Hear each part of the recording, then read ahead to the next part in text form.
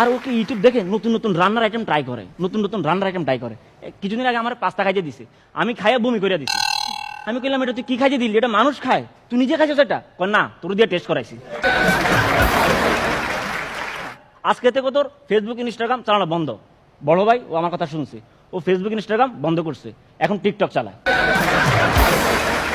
কানু গায় পুরো বাপ পিলাহিড়ির মতো, না কণ্ঠ ভালো না, পুলিশের মতো কণ্ঠ। হ্যাঁ, ও যখন গান গায় আমি বাসা থেকে বের হয়ে যাই, যেন মানুষ জানে এই গানটা আমি গাইতেছি না। আমার বাসায় অনেকগুলো চুরি ফাঁকির বাসা ছিল। যেদিন থেকে আমার বোন গান ধরছে ওই দিন থেকে চুরি ফাঁকিগুলো এলাকা ছাড়ছে। ওর জন্য গানের টিচার রাখা হয়েছে, 2 মাস পর পর চেঞ্জ করা লাগতেছে। টিচার না, বাসা।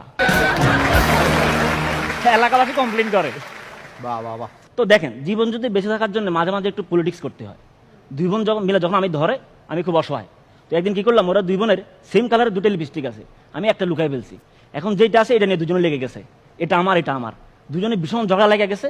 ঝগড়া লাগা আশেপাশে মানে সাইডে বসে কান্না করতেছে। এটা একটা মজার একটা বিষয়। কান্না যখন করে না তখন আমার খুব ভালো লাগে। এই জায়গায় তাদের দুজনের একটা মিল, দুজনে কান্না করতে পারে অনেক। কান্না করা যদি কোনো খেলা হইতো, আমার 2 বোন বিশ্বকাপ জিততো।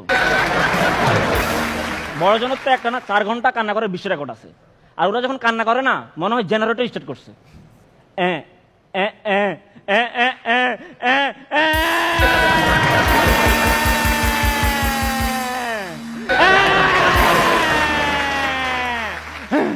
That's better. Thank you so much.